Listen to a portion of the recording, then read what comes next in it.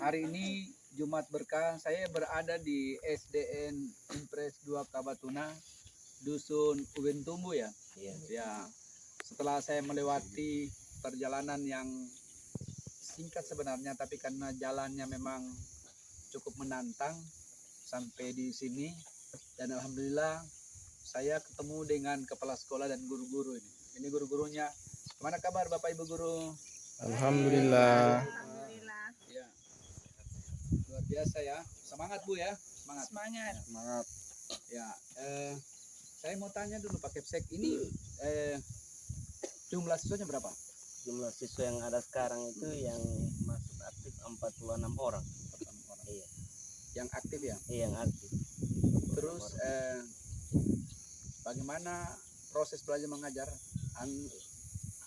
Keaktifan anak 40 orang itu gimana? Iya, untuk aktifan anak yang 46 orang ini dalam 1 minggu itu tidak selamanya full masuk.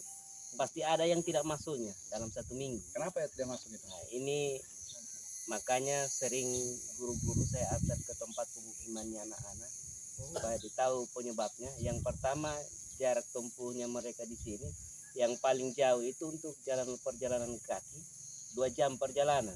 Dari sini ke atas? Dari sini ke atas 2 jam perjalanan. Ya kan memang Iya. semua ini di balik gunung semua kayaknya nih. Berarti Betul, iya. rumahnya warga ada di balik gunung itu. Ada sebagian di bantaran sungai ini, di pinggir-pinggir sungai, tapi berpencar. Ada yang 3 rumah, ada yang 4 rumah, ada yang 2 rumah. Yang lain naik ke gunung, di atas gunung tempat. Jadi caranya mereka tidak masuk dicari tahu ya. Dicari tahu. Nah, kebanyakan penyebab mereka tidak masuk sekolah banyak bantu orang tua ke kebun. Itu alasannya, cari kemiri, kemudian cari kalau sudah hari Jumat dengan hari Selasa pasti larinya ke gunung, ke hutan, cari rebung rotan yang bisa diantar ke pasar. Nah, itu jadi sumber penghasilannya mereka yang utama di sini dengan kemiri untuk masyarakat di sini.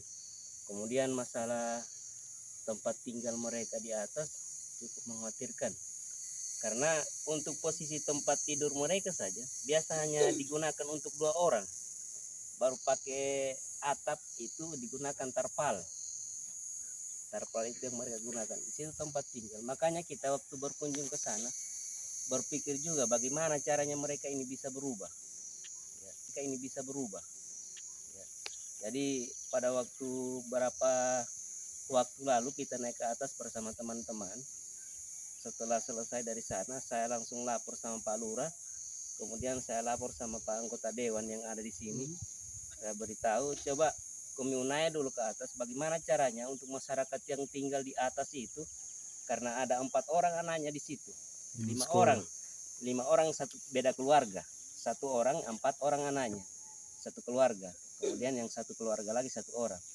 Nah, setelah Pak Lurah dengan Pak Dewan itu naik ke atas, akhirnya mereka berhasil dipindahkan di sini, di bawah sini, untuk yang 4 orang anaknya itu. Tapi yang untuk 1 orang tetap masih berada di atas, Bertahan dia. bertahan di atas. Pernah saya tanya, karena dia bilang untuk lahan bikin rumah di bawah sudah tidak ada, makanya dia pindah ke sana. Ya, untuk ambil airnya juga Pak, baru lihat jalannya itu kita ya sudah minta ampun. Ambil air masak. Ambil air untuk dimasak, karena jaraknya ke atas itu kalau kita jalan ke sana sekitar hampirlah 1 jam, karena kita tidak biasa naik gunung. Tapi Kemudian mereka kan sudah biasa. Mereka sudah biasa. Ambil airnya itu pakai jerken. Biasa anaknya itu saya tanya sekitar 4 jerken bisa dia pikul ke atas naik. Kalau kita bawa 1 jerken saja tidak bisa naik. Tangan kosong saja tidak bisa.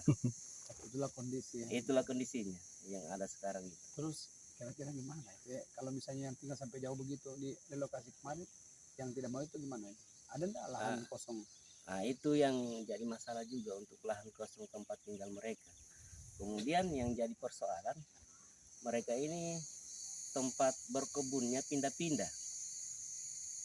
Di mana ada yang kosong, di situ lagi kalau misalnya musim berarti hujan. bukan tanahnya orang. Bukan tanahnya mereka sendiri, Tanahnya siapa itu? tanahnya orang.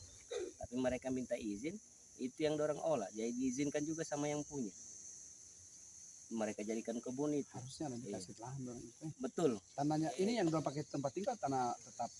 Ada yang memang punya sendiri, ada yang orang punya dipinjamkan. Mereka punya lahan di atas itu. Itu yang Pak, dijadikan jadi lahan. gini Bu, saya minta semangatnya ya. Iya. Semangatnya ibu-ibu mungkin menjadi amal jariah Bapak Ibu semua ini. Iya.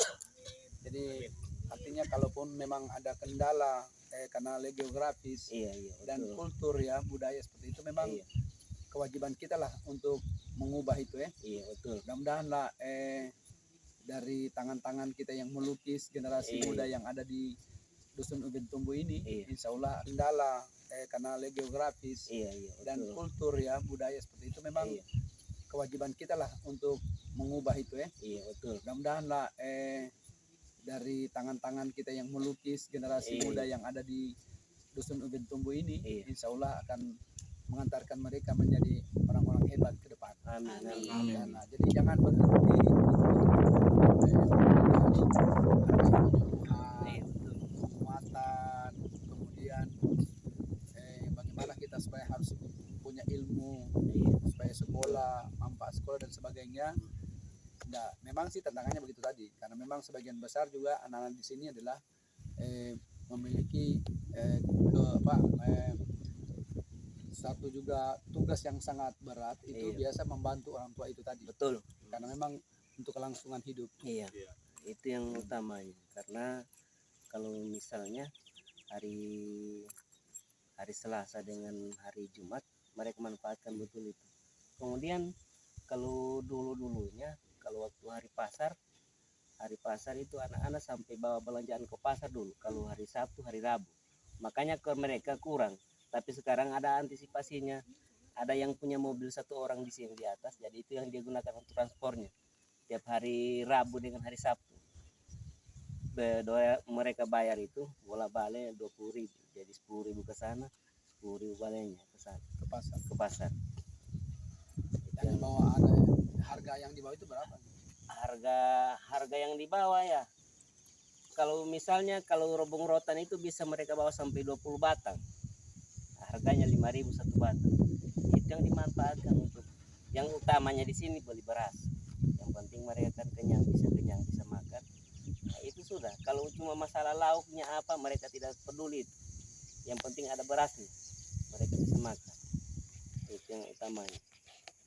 Nah, jadi makanya juga kita dari pihak sekolah lalu di waktu masa-masa gencarnya COVID itu ada kita minta donatur untuk bantuan sembako.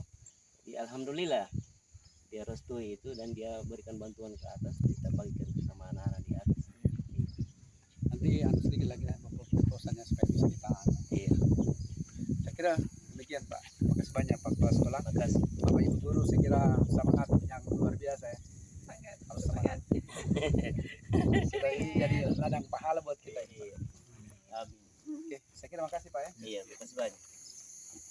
Jadi kita ke Iya. sana dulu.